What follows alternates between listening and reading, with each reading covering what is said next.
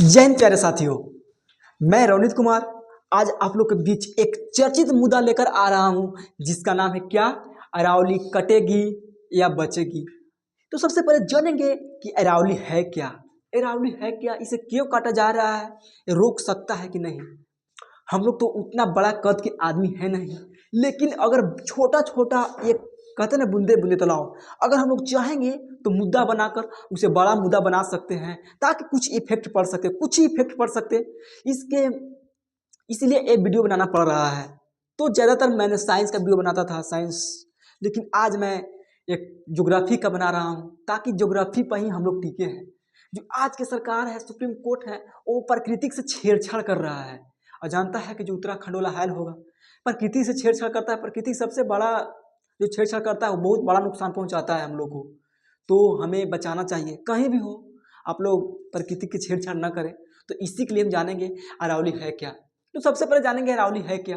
अरावली जो है, एक अरावली ऐसे कहा जाता है कि अरावली में कई सारे पर्वत या पठारों का एक श्रृंखला है, पर्वतों का श्रृंखला है, कई सारे मिला के अरावली कहने का मतलब सिर्फ अरावली नहीं। जिस तरह हिमालय में कई सारे चोटियां हैं, पठारे हैं, उसी तरह ही अरावली में भी है। हिमालय जो है भाई वो युवा है, लेकिन हमारे जो अरावली है वो बहुत पुरानी है, बहुत पुरानी। तो इसीलिए कहा गया है कि अरावली को जीवनदायक भी कह सकते हैं, लेकिन कुछ लालचों के चलते में, कुछ पैसे के छंद में, बिजनेसमैन के झांसे में आकर ये ऐसा निर्णय लिया गया है। और समझेंगे कि आखिर इसको क्यों तोड़ा जा रहा है। तो आप लोग समझेंगे अरावली कहाँ है। अरावली का जो 80% पार्ट है वो राजस्थान में है। राजस्थान, हरियाणा, दिल्ली के रायसीना हिल, दिल्ली के रायसीना हिल तक वो फैला हुआ, जहाँ पर राष्ट्रपति भवन है रायसीना हिल के बगल में, वहाँ तक ही फैला हुआ है। इसका 80% पार्ट है, इसका जो अरावली का 80% पार्ट है वो राजस्थान में ही है, बाकी हरियाणा गुजरात सब फैला हुआ है। समझेंगे जो अरावली का आखिर इतना इतना भी चर्चित क्यों है, क्योंकि अरावली जो है जल विभाजक और वायु विभाजक दोनों का काम करता है। जल विभाजक और वायु विभाजक दोनों का काम करता है। कैसे? जल विभाजक जो राजस्थान के नदियां हैं और जो गंगा के पठारी भाग के नदियां हैं, ये दोनों का जल विभाजक का काम करती है, पूर्वी में और पश्चिमी में।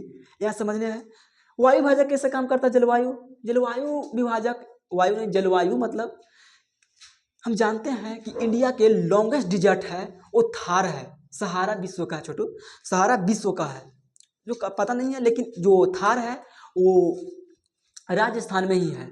तो राजस्थान कैसे बताते हैं कहाँ पे है अरावली से। जो थार मरुस्थल से चलने वाले गर्म हवाएं, आंधी, झोंके, कैसे वो सबसे रक्षा करता है, जलवायु विभाजक का काम करती है अरावली। जैसे हम लोग को हिमालय पर्वत ठंडा गर्मी से बचाता है, अगर हिमालय न रहे तो समझ लो कितना नुकसान हो सकता है। टुंड्रा प्रदेश से चलने वाले एकदम ठंडी हवा एकदम डायरेक्ट आ जाएगा यहाँ पे इंडिया ही में, तो वो रक्षा करता है।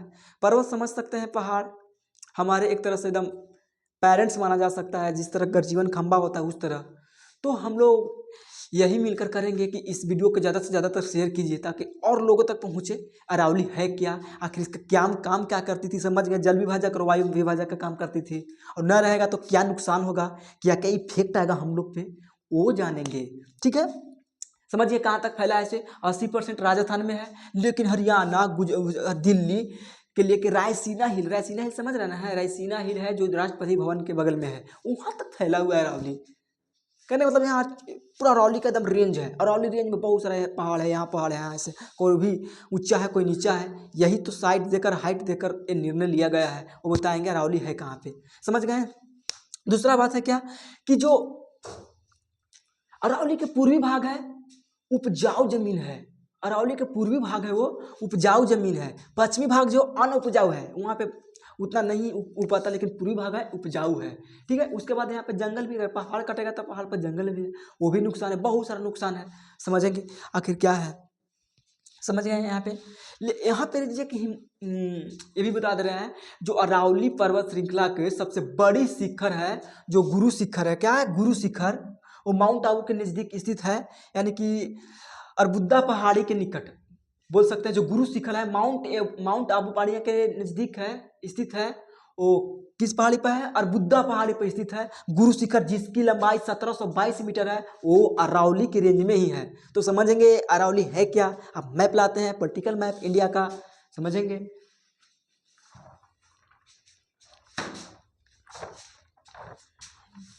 ये रहा मैप, आप जो देख रहे हैं, आप यहाँ पे जो देख रहे हैं, ये अरावली रेंज है। यहाँ पर कई सारे पहाड़ है।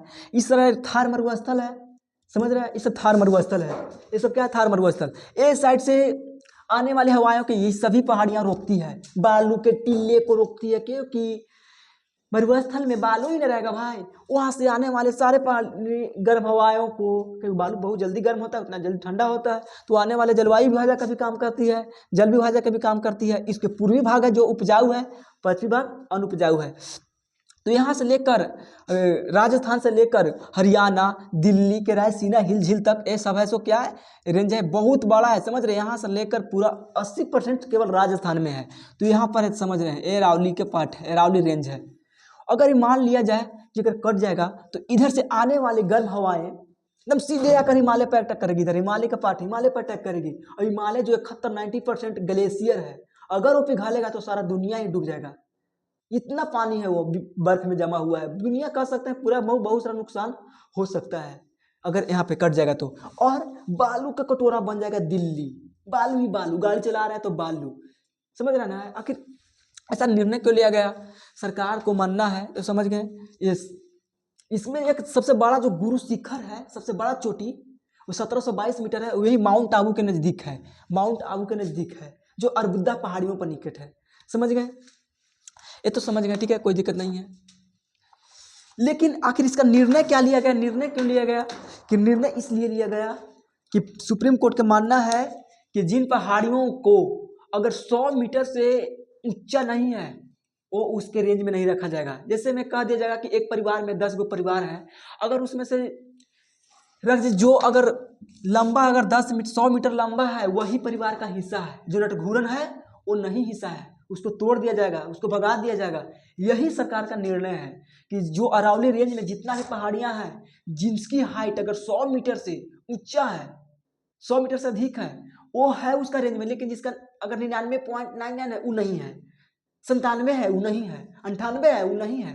ये तो बहुत बड़ा प्रॉब्लम है। वैसा वैसा बहुत करीब 87% यानी कि 71% के आसपास, और मैक्सिमम अधिक भी कर सकते हैं, जो ये 98-97 के आसपास में हाइट वाले हैं। तो उतना तो टूट जाएगा।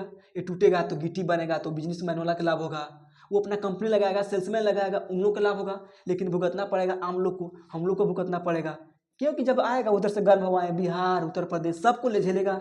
दिल्ली तो बालू का कटोरा बन जाएगा और बर्फ पिघलेगा वलाओं में। और दूसरा निर्णय क्या लिया गया? तो पहला तो समझिए, जिसका 100 मीटर हाइट से कम है वो पहाड़ी का हिस्सा नहीं है, यानी कि 4 को परिवार में वो नटघूरन है, आपका परिवार नहीं है, वो थोड़ा सा हाइट कम है। तो दूसरा बात कहा कि दो पहाड़ियों का बीच अगर 500 मीटर का गैप, अगर झील अगर हिल है, 500 मीटर से कम अगर गैप है तो है, अगर 500 मीटर से अधिक है, मोर देन है, तो उसका पार्ट नहीं है। ऐसा निर्णय लिया गया है। और टूटेगा तो ये समझ ही रहे क्या नुकसान होगा। तो ऐसा माना गया है। अगर जो भी आप लोग का डाउट होगा तो ये मैप में समझाया गया है कहाँ पे अरावली है, किस तरह हम लोग की रक्षा करती है, कितना पार्ट बड़ा हुआ है, कहाँ से कहाँ तक, इसकी पूर्वी भाग उपजाऊ है, पश्चिमी भाग अनुपजाऊ है। जल विभाजक, वायु विभाजक, दोनों का, जलवायु विभाजक दोनों का काम करती है, समझ गए। इसका जो फैलाव है राजस्थान से लेकर गुजरात, हरियाणा के दिल्ली के रायसीना हिल तक है, राष्ट्रपति भवन में है। इस पर एक बड़ा जो चोटी है गुरु शिखर यही है, जो माउंट आबू के नज़दीक है। तो ये समझ गए। तो आप लोग को अगर जैसे अच्छा वीडियो लगा तो लाइक और शेयर एक जरूर कीजिएगा, सब्सक्राइब भी कर दीजिएगा तो और बेटर रहेगा। थैंक यू, मत कर दीजिए।